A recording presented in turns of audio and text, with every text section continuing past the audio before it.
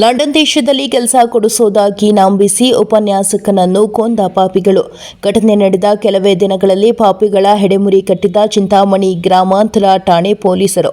ಚಿಂತಾಮಣಿ ತಾಲೂಕಿನ ರಾಂಪುರ ಗ್ರಾಮದ ವಾಸಿ ರಾಮಾಂಚಿ 30 ವರ್ಷ ಎಂಬಾತ ಉಪನ್ಯಾಸಕನಾಗಿದ್ದು, ಈತನಿಗೆ ಲಂಡನ್ ದೇಶದಲ್ಲಿ ಕೆಲಸ ಕೊಡಿಸೋದಾಗಿ ನಂಬಿಸಿದ ಇದೇ ತಾಲೂಕಿನ ದೊಡ್ಡಗುಟ್ಟಹಳ್ಳಿ ಗ್ರಾಮದ ಸುಧಾಕರ್ ಎಂ ಮನೋಜ್ ಹಾಗೂ ಇದೇ ತಾಲೂಕಿನ ತಳಗವಾರ ಗ್ರಾಮದ ಮಂಜುನಾಥ್ ಎಂಬುವರನ್ನು ನಂತರ ರಾಮೋಂಚಿಯಿಂದ ಲಕ್ಷಾಂತರ ರೂಪಾಯಿ ಹಣ ಪಡೆದು ಈ ವೇಳೆ ರಾಮಾಂಚಿಯನ್ನು ಹಗ್ಗದಿಂದ ಕೈ ಕಾಲು ಕಟ್ಟಿ ಸಾಯಿಸಿ ಶವವನ್ನು ಇದೇ ತಾಲೂಕಿನ ಕೆಂಪದೇನಹಳ್ಳಿ ಗ್ರಾಮದ ಬಾವಿಯೊಂದರಲ್ಲಿ ಬಿಸಾಕಿ ಹೊರಟು ಹೋಗಿರುವ ಘಟನೆ ನಡೆದಿದ್ದು, ಈ ವೇಳೆ ಪ್ರಕರಣವನ್ನು ದಾಖಲಿಸಿಕೊಂಡಿದ್ದ ಪೊಲೀಸರು ಆರೋಪಿಗಳನ್ನು ಪತ್ತೆ ಹಚ್ಚಿ ಬಂಧಿಸುವಲ್ಲಿ ಯಶಸ್ವಿಯಾಗಿದ್ದಾರೆ. ಸದರಿ ಘಟನೆ ಬಗ್ಗೆ ಜಿಲ್ಲಾ ಎಸ್ಪಿ ಕುಶಾಲ್ ಚೌಕ್ಸಿಯವರು ಗ್ರಾಮಾಂತರ ಠಾಣೆಯ ಬಳಿ ನಡೆದ ಸುದ್ದಿಗೋಷ್ಠಿಯಲ್ಲಿ ಪತ್ರಕರ್ತರಿಗೆ ಪ್ರಕರಣದ ಕುರಿತು ಮಾಹಿತಿ ನೀಡಿದರು. ಇನ್ನು ಪ್ರಕರಣ ದಾಖಲಿಸಿಕೊಂಡಿರುವ ಗ್ರಾಮಾಂತರ ಠಾಣೆಯ ಪೊಲೀಸರು ಮುಂದಿನ ಕ್ರಮ ಕೈಗೊಂಡಿದ್ದಾರೆ.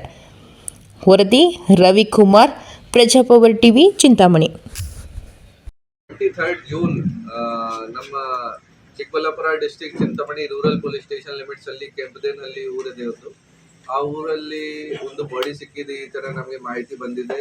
ಆ ಊರಲ್ಲಿ ನಾವು ಸ್ಪಾಟ್ಗೆ ಹೋದಾಗ ನಮಗೆ ಗೊತ್ತಾಗಿದೆ ಕಿ ಒಬ್ರು ವೀರಣ್ಣರವ್ರದ್ದು ತೋಟ ಇದೆ. ಆ ತೋಟದಲ್ಲಿ ಒಂದು ಬಾವಿ ಇದೆ. ಆ ಬಾವಿಯಲ್ಲಿ ಒಂದು ಬಾಡಿ ಸಿಕ್ಕಿದೆ.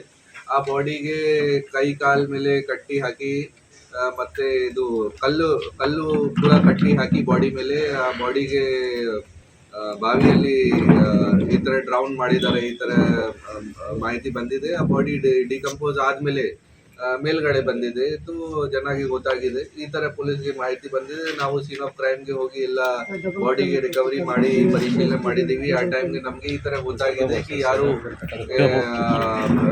ಉದ್ದೇಶಪೂರ್ವಕವಾಗಿ ಮರ್ಡರ್ ಮಾಡಿ ಆ ಪರ್ಸನ್ಗೆ ಈ ತರ ಕಟ್ಟಿ ಹಾಕಿ ಕಲ್ಲು ಬಾಡಿ ಜೊತೆ ಕಟ್ಟಿ ಹಾಕಿ ಈ ತರ ಬಾವಿಯಲ್ಲಿ ಹಾಕಿದ್ದೀರ ಅವ್ರದ್ದು ಬಾಡಿ.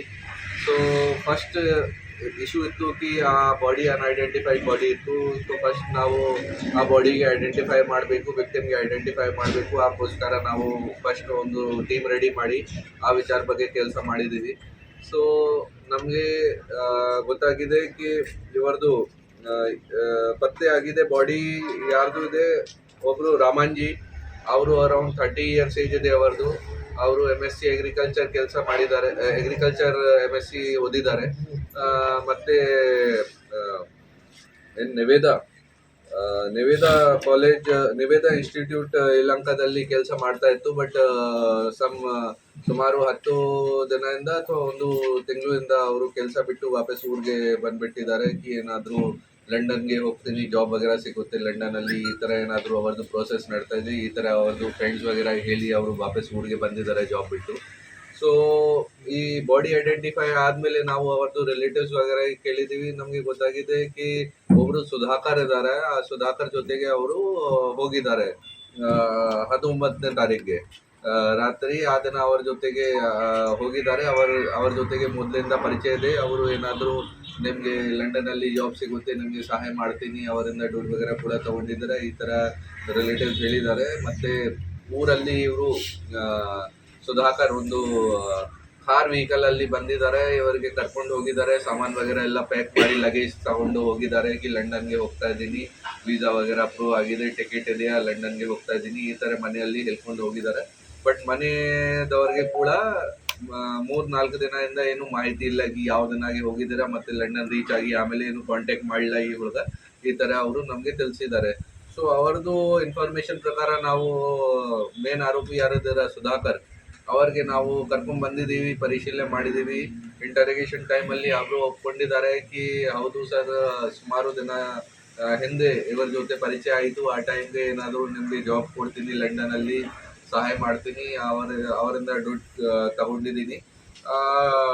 ಆಮೇಲೆ ಇವರಿಗೆ ಸ್ವಲ್ಪ ಡೌಟ್ ಬಂತು, ನಮ್ಮ ವಿಕ್ಟಿಮ್ ಯಾರು ಇದ್ದಾರೆ ರಮಾಂಜಿ, ಅವ್ರಿಗೆ ಏನಾದರೂ ಡೌಟ್ ಬಂತು ಕಿ ಎಷ್ಟು ದಿನ ಆಗಿದೆ ಇನ್ನೂ ರೆಸ್ಪಾನ್ಸ್ ಕೊಡ್ತಾ ಇಲ್ಲ, ಮತ್ತು ಲಂಡನ್ದು ಜಾಬ್ ಕನ್ಫರ್ಮ್ ಆಗಿದೆ ಆಗಿಲ್ಲ, ಆ ವಿಚಾರ ಬಗ್ಗೆ ಅವರಿಗೆ ಕೇಳಿದ್ದಾರೆ.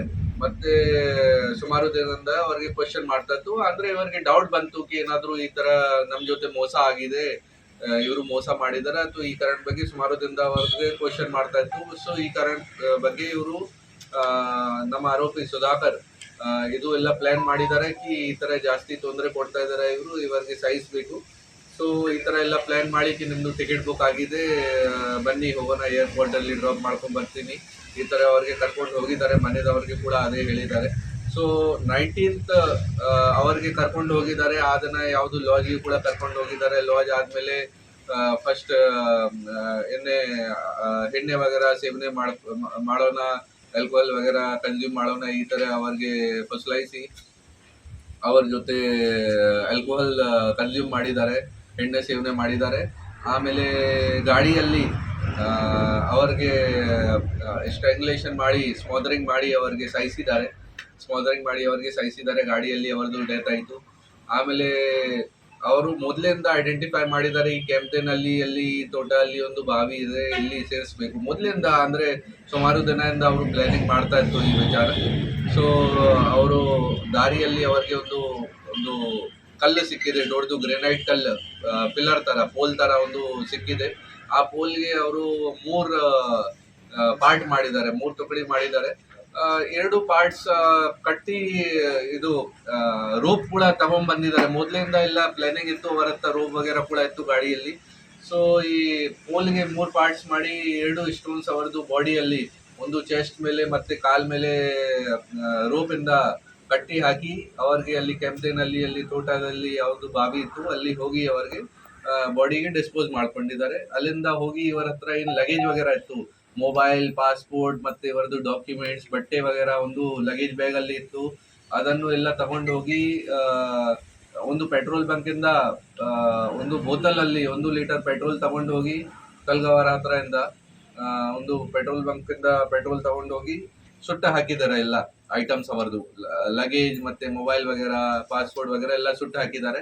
ಆ ಜಾಗ ಕೂಡ ನಮಗೆ ಐಡೆಂಟಿಫೈ ಆಗಿದೆ ಯಾವ ಜಾಗ ಮಾಡಿದ್ದಾರೆ. ಅಲ್ಲಿಂದ ಕೂಡ ನಾವು ಎವಿಡೆನ್ಸಸ್ ಕಲೆಕ್ಟ್ ಮಾಡಿದ್ದೀವಿ.